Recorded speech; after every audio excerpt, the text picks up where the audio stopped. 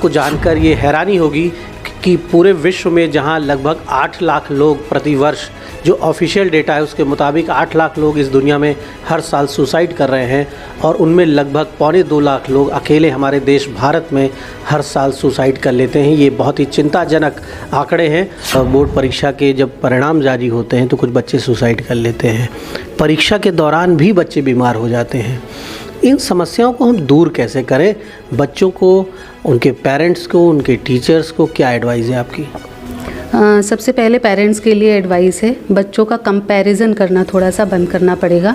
आजकल के पेरेंट्स बहुत ज़्यादा कंपेयर करते हैं कि दूसरा बच्चा कैसा कर रहा है और हमारा बच्चा किस तरीके से कर रहा है।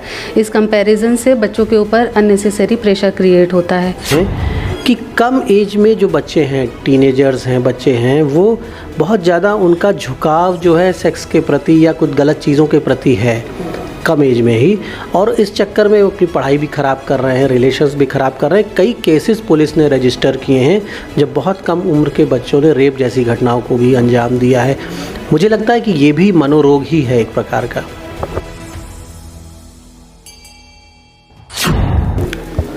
दोस्तों, यदि आपको या आपके घर में किसी को गुस्सा ज़्यादा आता है, अक्सर घरेलू समस्याओं को लेकर, कैरियर को लेकर या आर्थिक समस्याओं को लेकर देर तक सोचते रहते हैं, तनाव में रहते हैं, तनाव की वजह से उलझन रहती है, सुबह जब सो के उठते हैं तो कोई उत्साह नहीं रहता, एक निराशा का वातावरण रहता है, कई बार खुद को नुकसान पहुंचाते हैं या गुस्से में दूसरों को नुकसान पहुंचाते हैं, इस तरह की फीलिंग्स अगर विचार भी आते हैं तो आप मानसिक रोग का शिकार हो सकते हैं और आपको ज़रूर किसी अच्छे मानसिक रोग चिकित्सक से सलाह लेनी चाहिए, इलाज कराना चाहिए। ऐसी समस्याओं का दवाओं से, इलाज से निराकरण संभव है। हमारा देश दुनिया का आबादी में दूसरा सबसे बड़ा देश है और आपको जानकर ये हैरानी होगी कि पूरे विश्व में जहां लगभग 8 लाख लोग प्रतिवर्ष, जो ऑफिशियल डेटा है उसके मुताबिक 8 लाख लोग इस दुनिया में हर साल सुसाइड कर रहे हैं और उनमें लगभग 2.25 लाख लोग अकेले हमारे देश भारत में हर साल सुसाइड कर लेते हैं। ये बहुत ही चिंताजनक आंकड़े हैं और इस विषय पर बात करने के लिए हमारे साथ डॉक्टर आरती यादव आज मौजूद हैं, जो कि मशहूर मनोचिकित्सक हैं और बाराबंकी में डिस्ट्रिक्ट हॉस्पिटल में जो मानसिक रोगी आते हैं उनकी काउंसलिंग करती हैं, उनका इलाज करती हैं। उत्तर प्रदेश के कई जनपदों में आप काम कर चुकी हैं। डॉक्टर आरती यादव, आपका बहुत बहुत स्वागत है। और सबसे पहले हम जानना चाहेंगे कि मनोरोग किसे कहते हैं? नॉर्मल बर्ताव, नॉर्मल दिनचर्या, इससे हट करके अगर किसी भी तरीके का बर्ताव आता है या दिनचर्या में किसी भी तरीके की समस्या आती है तो ये मनोरोग की कैटेगरी में आ सकता है। किसी भी इंसान को अगर नींद नहीं आ रही है या बहुत ज़्यादा नींद आ रही है, किसी का बिल्कुल भी किसी से बात करने का मन नहीं कर रहा है या बहुत ज़्यादा ही बातें कर रहा है, गुस्सा बहुत ज़्यादा आ रहा है, भूत प्रेत की बातें करना, जिन की बातें करना, सफाई ज़रूरत से ज़्यादा करना, अकेले गुमसुम बैठे रहना, काम में मन नहीं लगना, ये सारे बर्ताव अगर नॉर्मल से ज़्यादा हो जाते हैं तो ये सभी मनोरोग के अंदर आते हैं। बहुत अच्छी बात आपने कही कि एबनॉर्मल है अगर आपका जो रूटीन है वो सामान्य से हटकर है, आपका व्यवहार सामान्य से हटकर है, या आपके घर में किसी का भी व्यवहार, आपके मित्र का, आपके संपर्क में कोई ऐसा व्यक्ति है तो शायद वो मनोरोग का शिकार हो सकता है और उसे इलाज की ज़रूरत है। आज की रूटीन लाइफ में किस तरह की ज़्यादा शिकायतें आ रही हैं? आपके पास बहुत से मरीज़ आते हैं, किस तरह की प्रॉब्लम्स लेके आ रहे हैं, कैसी उनकी क्वेरीज़ हैं और आपको जो फीडबैक पेशेंट्स के ज़रिए से मिल रहा है, किस प्रकार के मनोरोग इस समय ज़्यादा हैं? जिस तरीके की आजकल की दिनचर्या चल रही है, जितना स्ट्रेसफुल सभी लोगों का लाइफस्टाइल हो गया है, इसके साथ में एंजाइटी के पेशेंट काफ़ी आ रहे हैं, तनाव, डिप्रेशन के पेशेंट बहुत ज़्यादा आते हैं। तनाव और एंजाइटी से मिल करके एक इलनेस बनती है जिसको हम लोग सोमैटोफॉर्म बोलते हैं। शरीर में अलग अलग हिस्सों में सिम्टम्स को फील करना, सोमैटोफॉर्म के भी हमारे पास में मरीज़ काफ़ी आ रहे होते हैं। डॉक्टर साहब, ये भी मैंने कुछ डॉक्टर्स के ज़रिए ही सुना है कि जब डिप्रेशन जो है वो फिज़िकल डिजीज़ को भी जन्म दे देती है। जब आप मानसिक तनाव में हैं, किसी चिंता में हैं, तो ये जो मानसिक समस्याएं हैं, ये मानसिक विकार, मानसिक रोग तो बन ही जाते हैं, शारीरिक रोग भी बन जाते हैं। शरीर के अंगों पर इसका दुष्प्रभाव पड़ना, स्किन पे इसका दुष्प्रभाव पड़ना, इस तरह की बातें भी रिसर्च में सामने आई हैं। देखिए, दिमाग जो है वो पूरे शरीर को कंट्रोल करता है। आप शरीर को और दिमाग को अलग अलग काउंट नहीं कर सकते हैं। अगर आपका दिमाग स्वस्थ नहीं है तो शरीर का स्वस्थ रह पाना पॉसिबल नहीं हो पाता है। तनाव जो है वो पूरे के पूरे ब्रेन को इन्वॉल्व करता है। तो अगर कोई बहुत लंबे समय तक तनाव में चल रहा है या सीवियर डिप्रेशन में चल रहा है तो उसके साथ में सोमैटिक कंप्लेंट्स यानी कि फिज़िकल कंप्लेन आनी स्टार्ट हो जाती हैं, जैसे कि पेट में दर्द होना, सिर दर्द बना रहना, चक्कर आना या फिर और अंगों का इन्वॉल्व होना। लोग बताते हैं कि उठने बैठने में दिक्कत आ रही है, हाथ पैरों में दर्द हो रहा है, जोड़ों में दर्द स्टार्ट हो चुका है, खाना सही तरीके से पच नहीं रहा है, पेट साफ नहीं हो रहा है। ये सारी दिक्कतें डिप्रेशन के साथ में स्टार्ट हो सकती हैं। तो मानसिक रोग जो है वो शारीरिक समस्याओं को भी जन्म दे देता है। डॉक्टर साहब, ये भी देखा जा रहा है कि जो स्टूडेंट्स हैं, जैसे बोर्ड एग्ज़ाम इस समय यूपी बोर्ड के एग्ज़ाम्स चल रहे हैं, स्टूडेंट्स में भी एक डिप्रेशन पढ़ाई को लेकर आ जाता है। अक्सर हम न्यूज़पेपर में, टीवी में देखते हैं, खबरों में देखते हैं कि बोर्ड परीक्षा के जब परिणाम जारी होते हैं तो कुछ बच्चे सुसाइड कर लेते हैं। परीक्षा के दौरान भी बच्चे बीमार हो जाते हैं। इन समस्याओं को हम दूर कैसे करें? बच्चों को, उनके पेरेंट्स को, उनके टीचर्स को क्या एडवाइस है आपकी? सबसे पहले पेरेंट्स के लिए एडवाइस है, बच्चों का कंपैरिजन करना थोड़ा सा बंद करना पड़ेगा। आजकल के पेरेंट्स बहुत ज़्यादा कंपेयर करते हैं कि दूसरा बच्चा कैसा कर रहा है और हमारा बच्चा किस तरीके से कर रहा है। इस कंपैरिजन से बच्चों के ऊपर अननेसेसरी प्रेशर क्रिएट होता है। तो फर्स्टली तो कंपैरिजन बंद करना पड़ेगा। सेकेंडली, बच्चे जो हैं कम उम्र के होते हैं, उतना अच्छे से अपना डेली रूटीन को प्लान नहीं कर पाते हैं। ज़्यादा अच्छा ये होता है कि पेरेंट्स जो हैं वो अपने बच्चे की दिनचर्या को प्लान करें, बच्चे के साथ बैठ करके प्लान करें। ऐसा नहीं हो कि सिर्फ अपनी तरफ से एक दिनचर्या को बनाया और उस रूटीन को बच्चे के ऊपर इम्प्लीमेंट कर दिया कि अब आपको इसको फॉलो ही करना है। बच्चे के साथ बैठ करके उसकी दिनचर्या को प्लान करिए, बच्चे के साथ समय थोड़ा सा गुजारिए। ऐसा आजकल के जितने बिज़ी पेरेंट्स हो गए हैं, वर्किंग कपल्स रहते हैं, बच्चों के साथ में उतना समय नहीं दे पाते हैं। बच्चा अपनी प्रॉब्लम जो होती है उसको शेयर नहीं कर पाता है क्योंकि समय ही उतना गुजार नहीं पा रहे हैं। ये सारी चीज़ें मिला करके बच्चे को अननेसेसरी स्ट्रेस में ढकेलती हैं। इस चीज़ को हमें रोकना पड़ेगा क्योंकि आजकल कंपटीशन बहुत ज़्यादा हाई हो गया है। हमें बच्चे को शुरू से इस तरीके के कम्पिटिटिव माहौल के लिए तैयार करना पड़ेगा। उसको समझाना पड़ेगा कि सिर्फ कंपटीशन क्रैक करना ही लाइफ नहीं है। लाइफ के बहुत सारे एस्पेक्ट होते हैं और सिर्फ कंपटीशन में अगर कोई फेल हो जाता है इसका मतलब ये नहीं है कि आप अपनी लाइफ में फेल हो गए। हर इंसान कुछ ना कुछ कर सकता है। कंपटीशन लास्ट पॉइंट नहीं है किसी की भी लाइफ का। तो ये सब चीज़ें पेरेंट्स को समझानी पड़ेंगी। बच्चे कच्ची मिट्टी के घड़े के जैसे होते हैं। आप उनके मन को जितने अच्छे से समझा ले जाएंगे उतने अच्छे से बच्चे आगे जा कर के अपना भविष्य बना पाएंगे। एक बहुत अच्छी बात डॉक्टर साहब ने कही है कि कोई भी कंपटीशन, कोई भी एग्ज़ाम, आपका बिजनेस प्लान या लाइफ का कोई भी फेज़ फाइनल नहीं है। कुछ भी हारने के बाद फिर से जीतने की गुंजाइश रहती है। आप परीक्षा में फ़ेल हो गए, आपकी नौकरी नहीं लगी, आपका बिज़नेस फ्लॉप हो गया, या आप प्रेमी प्रेमिका के तौर पर हैं, आपका ब्रेकअप हो गया, आपका संबंध टूट गया, तो ऐसा नहीं कि जीवन वहीं पे ख़त्म हो गया। जीवन की परिभाषाएं और संभावनाएं अनंत हैं। आप जीवन आगे और बेहतर कर सकते हैं। किसी भी मौके पर ये फीलिंग नहीं आनी चाहिए कि अब जीवन जो है ख़त्म हो गया, खुद को नुकसान पहुँचा लें या निराशा में चले जाएँ। डॉक्टर साहब, जो महिलाएं हैं उनके बारे में कहा जाता है कि सुसाइड अटेम्प्ट्स का जो रेशियो है, और मुझे लगता है कि मनोरोग का जो चरम है वो आत्महत्या या आत्महत्या के प्रयासों के रूप में सामने आता है। तो सुसाइड जो है वो भी एक मनोरोग का ही परिणाम है, और सुसाइड अटेम्प्ट्स महिलाओं के द्वारा ज़्यादा क्यों हो रहे हैं? डिप्रेशन जब बहुत ज़्यादा सीवियर हो जाता है तो जैसा आपने कहा, डेफिनेटली जो सुसाइड है वो very severe form of depression है जिसमें लोग सुसाइड अटेम्प्ट करते हैं। महिलाओं के साथ में अगर हम इंडियन सिनेरियो की बात करें तो स्ट्रेस फैक्टर्स कई सारे हैं। शादी के बाद में घर का बदलना, बच्चों की पूरी जिम्मेदारी उनके ऊपर आ जाना, परिवार के सदस्यों के द्वारा उनकी मनोस्थिति को समझा नहीं जाना सही तरीके से, ये कुछ फैक्टर बैठते हैं जिसके साथ में महिलाएं कंपैरेटिवली ज़्यादा स्ट्रेस में रहती हैं पुरुषों के कंपैरिजन में। और हमेशा से ही ये देखा गया है कि सपोर्ट जो है महिलाओं के साथ में उतना अच्छा नहीं बैठ पा रहा होता है। महिलाएं अपने मन की बात नहीं बता पाती हैं परिवार के बाकी के सदस्यों को।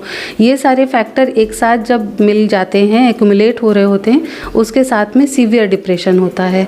तो ये सारे फैक्टर्स मिल करके जब सीवियर डिप्रेशन की तरफ जाता है तो फीमेल्स के द्वारा सुसाइड अटेम्प्ट्स कंपैरेटिवली ज़्यादा होते हैं। ऑल्दो जो सक्सेसफुल सुसाइड जिसको कहते हैं कि सुसाइड के बाद में डेथ हो जाना, ये मेल में ज़्यादा मिल रहा होता है जी। एक जो हमारे देश की युवा पीढ़ी है, ख़ास तौर पर उनको लेकर भी एक प्रश्न होता है शुरू से ही। लाइफ में जब टीन एज के दौरान कुछ चेंजेस आते हैं इंटरनल एक्सटर्नल, और बच्चे इमोशनल होते हैं। कई बार कम एज में या एक एज के बाद प्रेम संबंध विकसित हो जाते हैं, उनको लेकर बड़े भावुक हो जाते हैं युवा टीनेजर्स।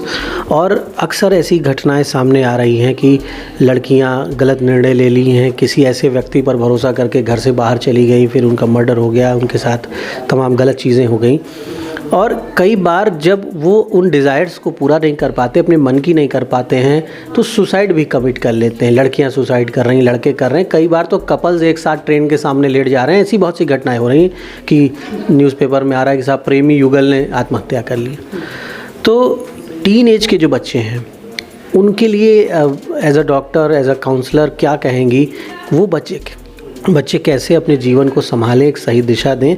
और अगर पेरेंट्स को पता चल रहा है कि किसी एबनॉर्मल रिलेशन की ओर उनका बेटा या बेटी बढ़ रही है, तो क्या वहाँ पर भी ट्रीटमेंट की गुंजाइश है? देखिए, टीनेज तक पर्सनालिटी पूरी तरीके से डेवलप नहीं हुई होती है। टीनेज में पर्सनालिटी डेवलप हो रही होती है, डेवलपमेंट चल रहा होता है। सही गलत का बहुत अच्छे से निर्णय ले पाना उस एज पे पॉसिबल नहीं होता है। ये चीज़ जो जब बच्चा टीनेज में होता है तब उसको समझ नहीं आता है।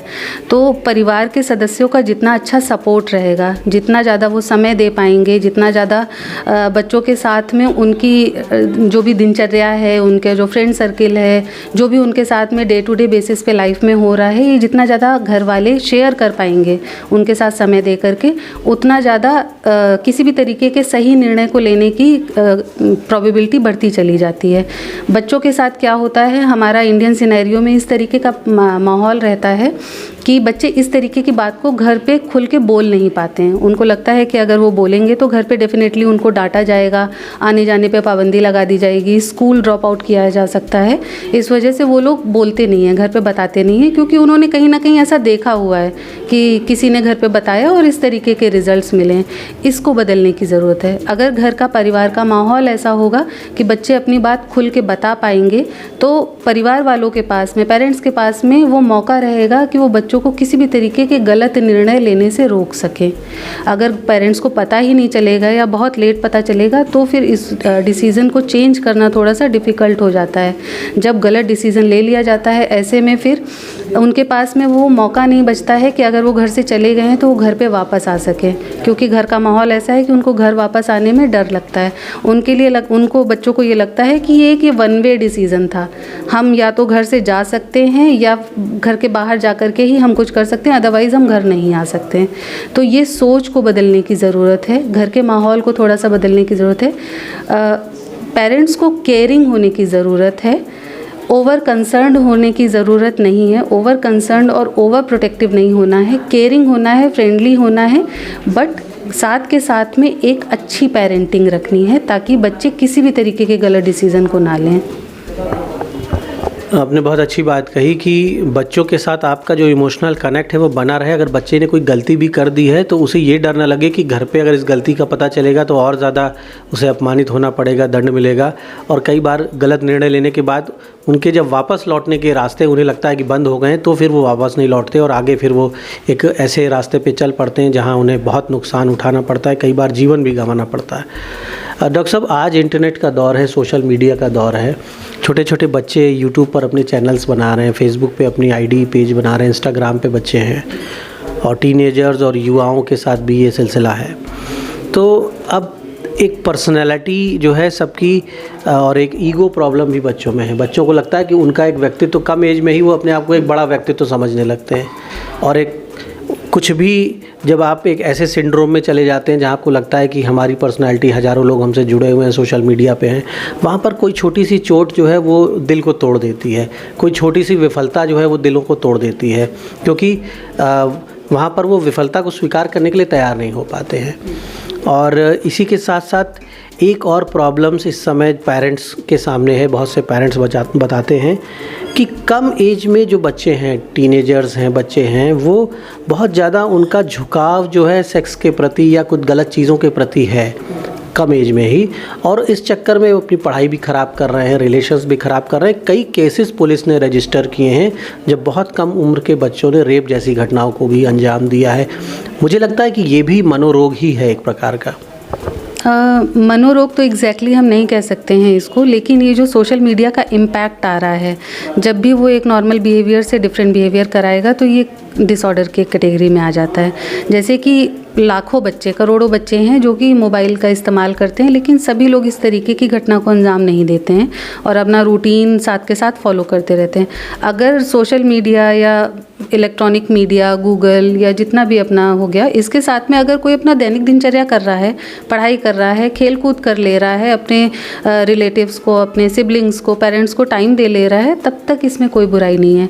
लेकिन अगर किसी भी तरीके के डिजिटल मीडिया के साथ में, गेमिंग के साथ में, इंटरनेट के साथ में अगर किसी भी तरीके की दैनिक दिनचर्या में दिक्कत आ रही है तो फिर घर वालों को सतर्क होने की ज़रूरत है। जो बच्चे रजाइयों में, कंबल के अंदर मोबाइल देख रहे हैं, ओढ़ के कमरे में अपने स्टडी रूम में बैठे हुए, माँ बाप को लग रहा है पढ़ रहे हैं और वो मोबाइल पे लगे हुए हैं, तो ये जो एक सिंड्रोम इस तरह का है, और इसमें क्या ऐसे पेरेंट्स को भी वो ला सकते हैं आपके पास, अपने बच्चे ऐसे उनको लाना चाहिए, और क्या मेडिकेशन और काउंसलिंग से वो फिर से नॉर्मल ट्रैक पे आ सकते हैं? बिल्कुल बिल्कुल सही बात कही है आपने। ये जो है ये डिसऑर्डर के लेवल पे ही है। ये एक नया टर्म आया है जिसको हम लोग बिहेवियरल एडिक्शन बोलते हैं। अभी तक लोग शराब का, गांजा का, चरस का, इस सब का नशा होता था, लेकिन आजकल गेमिंग और ये जो बिहेवियरल एडिक्शन, जिसमें कि मोबाइल को ज़्यादा इस्तेमाल करना, बहुत ज़्यादा समय टीवी को देखते हुए, स्क्रीन को देखते हुए निकालना, ये भी एक डिसऑर्डर का पार्ट अब आ चुका है और इसको भी एक तरीके की लत डिक्लेयर किया जा चुका है। इसका भी वैसा ही नशा लोग उसी कैटेगरी में रखते हैं हम लोग, जैसे कि कोई तंबाकू या शराब के नशे को रखता है।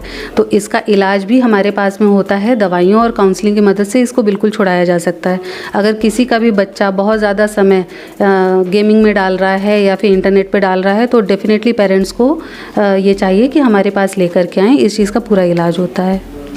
तो मोबाइल और इंटरनेट का जो एक्सेस यूज़ है, मोर देन रिक्वायर्ड, यानी ज़रूरत से ज़्यादा जो इस्तेमाल कर रहे हैं बच्चे, नौजवान, टीनेजर्स, वो भी एक समस्या है और उसका निराकरण डॉक्टर्स के पास है।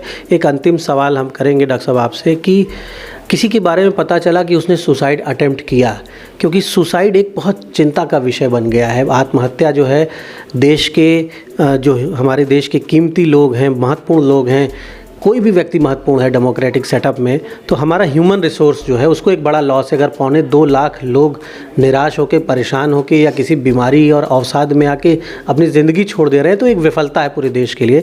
मैं जानना चाहूँगा कि यदि किसी को ऐसा सिग्नल मिला, फैमिली मेम्बर को, मित्र को, माता पिता को, कि सुसाइडियल एक बच्चे में टेंडेंसी ऐसी डेवलप हो रही कि वो सुसाइडियल नेचर डेवलप हो रहा है, सुसाइड की ओर जा सकता है, या सुसाइड कभी कमिट किया या मरने की बात कही उसने, तो क्या उन्हें वापस लाया जा सकता है?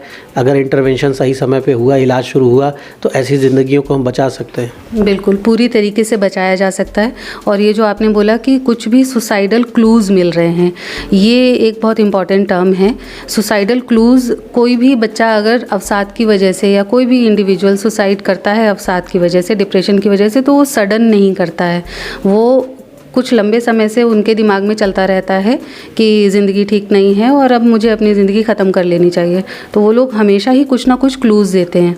जैसे कि बच्चे अगर हैं तो वो लोग तरीके ढूंढने शुरू कर देते हैं कि किस तरीके से सुसाइड किया जा सकता है और उसकी चीज़ें इकट्ठी करनी शुरू कर देते हैं, जिन भी तरीक़ों से सुसाइड किया जा सकता है।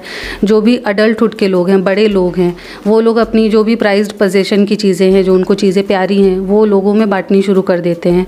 लोग इस तरीके की बातें करनी शुरू कर देते हैं कि अब तो जीने का कोई फ़ायदा ही नहीं रह गया, इससे तो अच्छा है कि मौत आ जाती। जो बड़े बूढ़े लोग हैं वो अक्सर ऐसे वसीयत वगैरह लिखना शुरू कर देते हैं, या फिर कोई भी ऐसी चीज़ें जो लोग अपने से दूर करते ही नहीं थे किसी भी हालत में, उनको डिस्ट्रीब्यूट करना शुरू कर देते हैं लोगों के बीच में। लोग ऐसी बातें करना शुरू कर देते हैं कि अगर मैं नहीं रहूँ तो मेरे बाद में इनका ख्याल ये रख लेगा या फलाना रख लेगा, ये सब चीज़ें शुरू करते हैं। ये क्लूज़ होते हैं जिनको पकड़ना बहुत ज़रूरी है। अगर इस तरीके के क्लूज़ के साथ में हम लोग शुरू में ही लोगों को ले आते हैं, बहुत ईजी हो जाता है ऐसे लोगों का ट्रीटमेंट करना और एक कीमती ज़िंदगी को गंवाने से बचना। ऐसे ये जो सुसाइड होते हैं ये 100% प्रिवेंटेबल होते हैं, इनका इलाज किया जा सकता है और 100% क्योरेबल होता है। सेकेंड कि अगर किसी ने सुसाइड अटेम्प्ट किया है और वो सक्सेसफुल नहीं रहा है, उसके बाद में घर वालों को बहुत सतर्क होने की ज़रूरत है। सबसे पहले तो आकर के हेल्प लें हम लोगों से, हम लोग ट्रीटमेंट करते हैं, काउंसलिंग करते हैं। जिन लोगों में भी सुसाइड अटेम्प्ट रहे हैं ऐसे लोगों को अकेले नहीं छोड़ना चाहिए। घर पे कोई भी ऐसी चीज़, धारदार चीज़ें या कोई भी ऐसी चीज़ जिससे कि सुसाइड अटेम्प्ट किया जा सकता है वो नहीं रखना चाहिए। सेकेंड कि अगर कोई भी फ़ोन कर रहा है, अक्सर ऐसा देखा गया है आजकल के इलेक्ट्रॉनिक मीडिया के ज़माने में कि लोग फ़ोन करते हैं सुसाइड अटेम्प्ट करने से कुछ समय पहले ही। वो जो मोमेंट होता है, वो जो अगले 1 या 1.5 मिनट का मोमेंट होता है जिसमें इंसान ये डिसाइड कर लेता है कि अब मुझे सुसाइड कर लेना है, अगर उस मोमेंट को टाल दिया जाता है तो अक्सर ही सुसाइड को अगले काफ़ी लंबे समय तक के लिए रोक लिया जाता है। तो ऐसे में अगर किसी के पास में कोई ऐसा है जिससे बात की जा सके, जो उसको उस समय पे संभाल सके, तो सुसाइड को प्रिवेंट किया जा सकता है। इसके लिए गवर्नमेंट ने फ़ोन नंबर्स निकाले हुए हैं, हेल्पलाइंस निकाली हुई हैं जिस पे लोग कॉल कर सकते हैं। तो बहुत महत्वपूर्ण जानकारी डॉक्टर आरती यादव ने हमें दी है और निश्चित तौर पर मानसिक रोग जो है ये एक बहुत बड़ा विषय है समाज का और इसे बिल्कुल अनदेखा नहीं करना चाहिए। अगर आपके आसपास, आपके घर परिवार, आपके फ्रेंड सर्किल में कोई भी व्यक्ति असामान्य व्यवहार कर रहा है, कम बोल रहा है, तनाव में है, किसी बात को लेकर निराशा में है, तो उसे अकेला मत छोड़िए। अक्सर हम देखते हैं कि कोई घटना हो जाती है, लोग अस्पतालों में भर्ती होते हैं या जब लोग नहीं रहते तो बहुत सारे लोग उनके घरों पे इकट्ठा होते हैं, दुख व्यक्त करते हैं। लेकिन जब व्यक्ति जीवित रहता है तो हमारे में से बहुत से लोग अकेलेपन का शिकार होते हैं। तो अपने समाज में कोई अकेला ना रहे, कोई असहाय ना महसूस करे, इतना निराश ना हो जाए कि वो ज़िंदगी का साथ छोड़ने के बारे में विचार करने लगे। एक भी आत्महत्या पूरे समाज की विफलता है और उसके अलावा भी जो मानसिक रोग हैं उन्हें अनदेखा ना करें, डॉक्टर्स की मदद लें। ज़रूर इन समस्याओं से दूर होकर खुशहाल ज़िंदगी जी जा सकती है और हर व्यक्ति के लिए ये बात महत्वपूर्ण है, भले ही उसे मानसिक रोग हो या न हो, वो अगर सामान्य तनाव में भी खुद को डूबता हुआ देख रहा है तो उसे डॉक्टर की ओर जाना चाहिए। द इंडियन ओपिनियन के लिए बाराबंकी से दीपक मिश्रा।